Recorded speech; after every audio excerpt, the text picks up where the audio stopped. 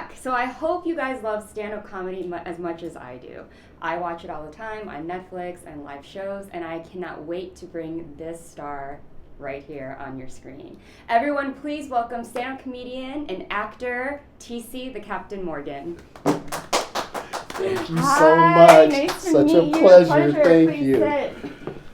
So, you're here. Yes, You thank look you. Excited, Yes, of yes, course. super excited to be here. Thanks for having me. Of course. This is awesome. I love this. I'm pumped. I hope so. I'm glad that you're bringing comedy out. That's yes, we all sometimes need we have to hide in the shadows. Oh, so. no. We can't have that. And you can't be nervous either because you do it in front of a live audience and we just kind of have camera crew and just little couple cameras, right? Yeah, we're great. So I looked up some of your stuff online, looked you up, and then kind of some of your videos on YouTube. Now, First let's start with acting. Is that kind of where you got your start? I know you did some stuff for Netflix, Amazon Prime. Yes, yeah. I currently have a movie on Hulu right now called First Date that went through the Sundance Film Festival and did great, and just a wonderful group of people that we were all kind of in the beginning stages. I do stunts and fights and stuff like that. So we were out there in Northern California and we put that movie together, and just to watch that blossom now has just been so fun.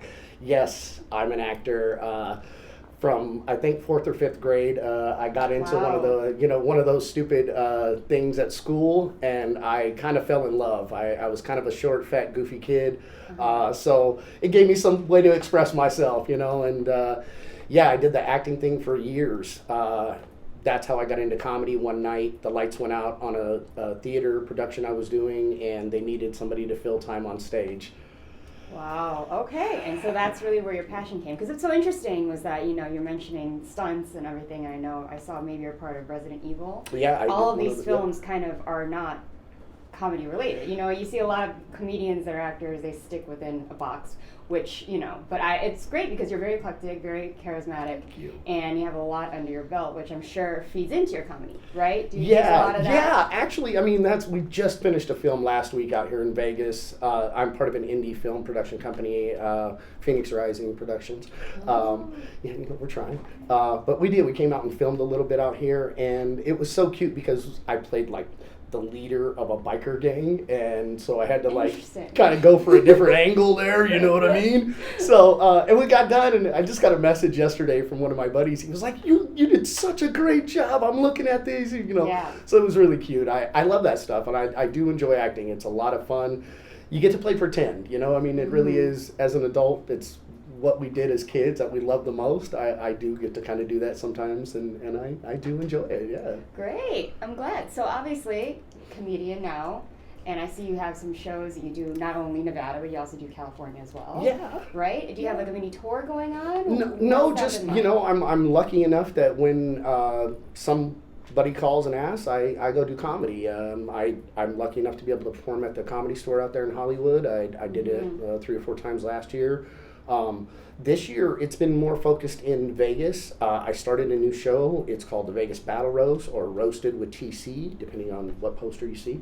But that has actually taken off like wildfire. We are currently the #1 show in Las Vegas right now. On a Monday night, we have a packed room at Wiseguys, and it's just been fabulous. This next Monday is our next roast. It's our Halloween version, so if you want to dress up in costume and come out, you're more than welcome. We have some of the best comics in Las Vegas help judge. We have celebrity judges that come through as well and sit in and kind of talk trash. But the battle roast is where one comic goes up and talks about another comic, and then we pick a winner. Usually the audience gets to pick the winner, which is even more fun because it makes it like one of the few in town that has the audience participation. A lot of comedy shows you go to, they ask you to be quiet, turn your cell phone off, don't heckle. Yeah. We're not necessarily we don't want your cell phone on, but if you got something to say, sometimes we're not the kind of place that shuts you down. So the audience really has had a lot of fun with it, and that's something that I've noticed. So it's been a blast. And with live shows, you kind of feed off the energy from guys. It helps you perform a little bit better, right? Absolutely. And as a comic, there's like 2 sides of it. Either you dread dealing with an audience that wants to participate, or you feed off of it. There are certain comics, that's all they do is just go up and do crowd work, as we call it. And it's so fun to watch. They, hey, where are you from? What's your name? They get into you like that, and you're laughing at just that. They haven't even told a real joke yet. Yes. So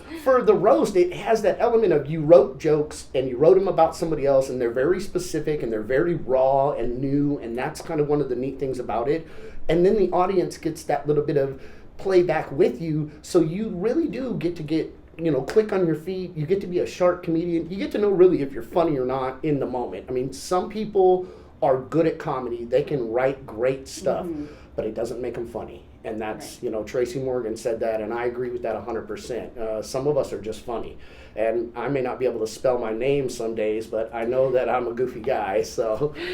So speaking of, being goofy and writing comedy, do you write your own skits? Like, what derives all of your comedy from? Just life? Real life. Your motivation? Yeah, I write all my own stuff. I have written some stuff. I'm lucky enough to get to participate in stuff like this this Saturday coming up. A company, Sinister Studios out here in Vegas, asked me to jump in on a skit with Gooch from 92.3, Penny Prince, Chris Clark, and a couple of the funniest comedians in Las Vegas that are all just huge. I love these guys. I look up to them a little bit, to be honest. Don't tell them I said that.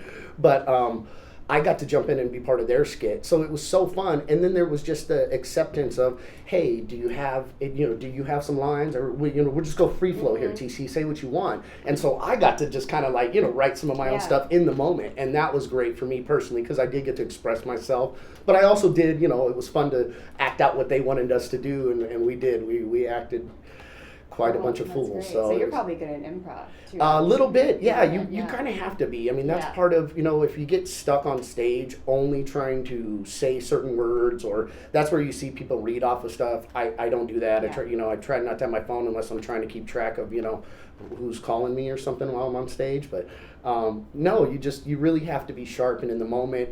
And if somebody does say something and it is funny, you want to play off of that. And if you don't, you missed an opportunity as a comedian. Exactly. And that's where you see us in the back of the room, mad or talking to each other, whatever. It's when we miss those moments that we're like, oh man, be quick-witted. Yes, capture those and use it. And that's honestly, I think that's really where I am best as a comic. Is I'm pretty quick-witted. I grew up in California. I kind of had to learn how to use my mouth, so I didn't have to use my fists or anything like that. And I think that's where I really take away a lot of that from, is just kind of, being funny keeps you from getting beat up sometimes. So, well, here you are, you made it, right? Yeah. So do you think that you have, I know a lot of comedians, we talk about like Joe Coy, like Hassan Minaj, like all of those have kind of a style and kind of like, they represent something, and like you already know kind of like what they're going to talk about and things like that in their comedy. Do you feel like you have that as well, or do you just kind of change it up a little bit, or be known for a certain type of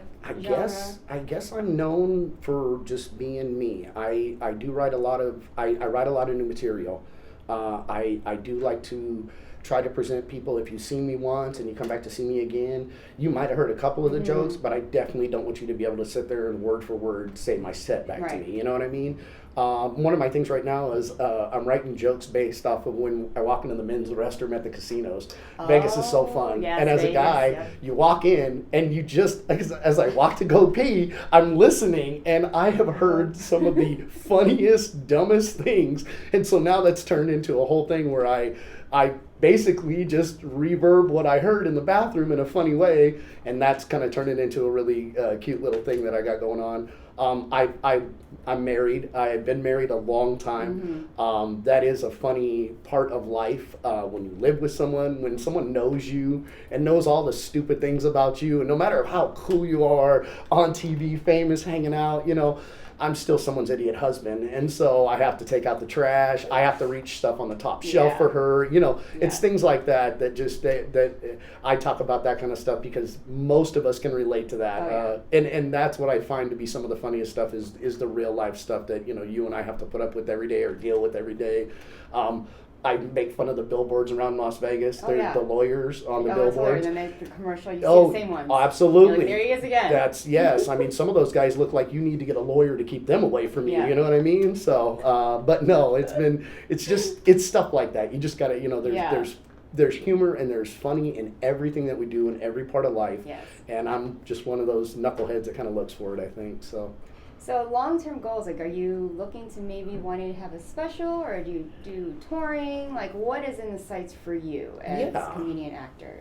I mean, ultimately, I'd like to get a job writing for, one of the late night shows. I've done some pilots and I've written some things like that. I love going on the road. It is so fun. It definitely takes something out of you. It's a different animal.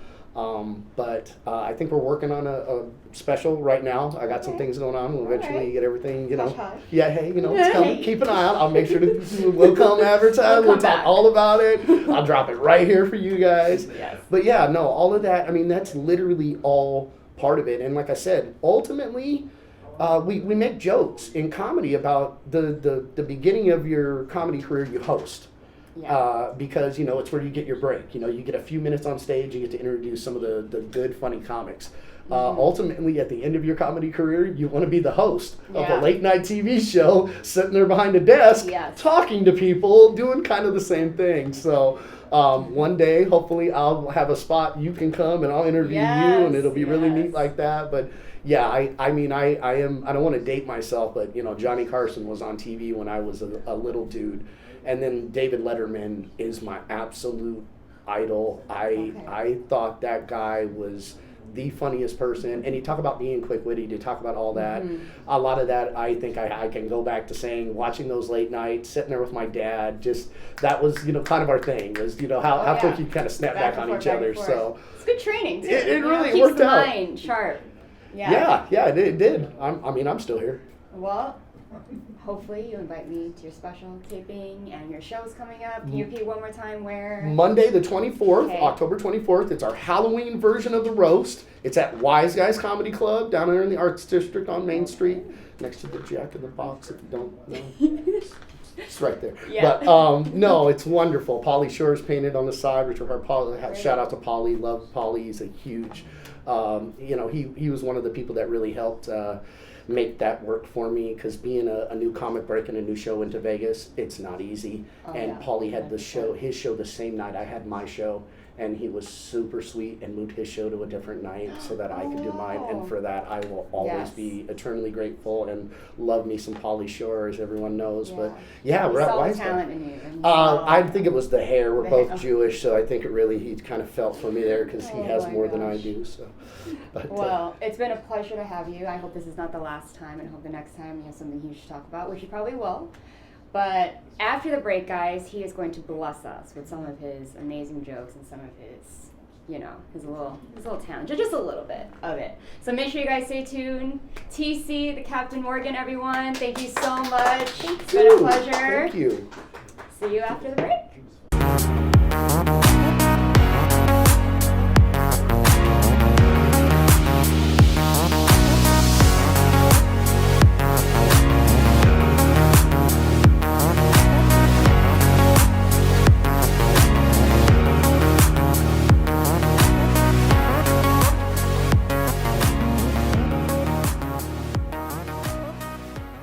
All right, so I'm TC the Captain Morgan. As most of you guys know, I'm from a lovely place called Stockton, California. Yeah, ever heard of that? Probably a little bit more recently. It used to be where people from Oakland would come to get stabbed. Now we go to Oakland apparently, but everybody was talking about we had a serial killer from Stockton. I think he was recently arrested. Hopefully they got the right guy. I had mixed emotions about the whole thing. A lot of people were talking about it, kind of upset. I think I was on the opposite side of that for two reasons. Number one, I don't live in Stockton anymore, so hey, not my problem. Number two, there's a lot of people that I don't like that still live in Stockton, so hopefully you're seeing this. If not, well, it was nice knowing you. Thank you so much. All right, I'm going to get out of here. Again, my name is TC the Captain Morgan. You can catch me on the Instagram at the Captain TC. Thank you guys so much. I love this. I love everybody. Thank you guys. All right.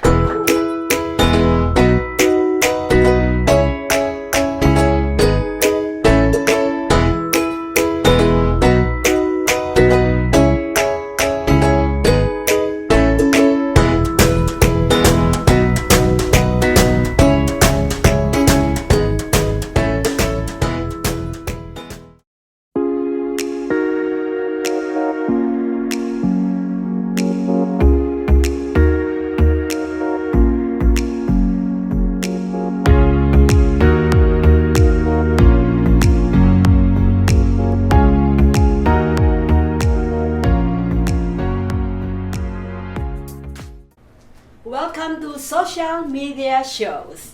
Have you been watching social media shows recently? Of course you have. We have been live streaming for 4 years across social media platforms. We produce over 70 shows with over 1,000 episodes. In the process, we've helped over 100 creators realize their dreams and start their own show. We give platforms to promote your business. If you are an artist, if you have an event, if you are entrepreneurs, or if you have a story. If you haven't done it yet, go ahead and subscribe and follow us on major social media platforms.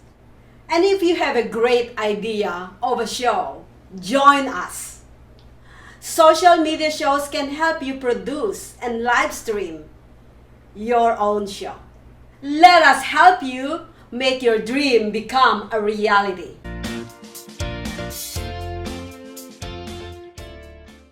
Hello, everyone. This is Joseph Skoda with Social Media Shows. Well, I thank all of you for your support through these last several years, and it's been a lot of fun. We've given people a voice they never had before. Now, Social Media Shows is always collaborating with our veterans to help them do things and help out the veterans who are struggling today. And we teamed up with GI Connections, connecting veterans with resources.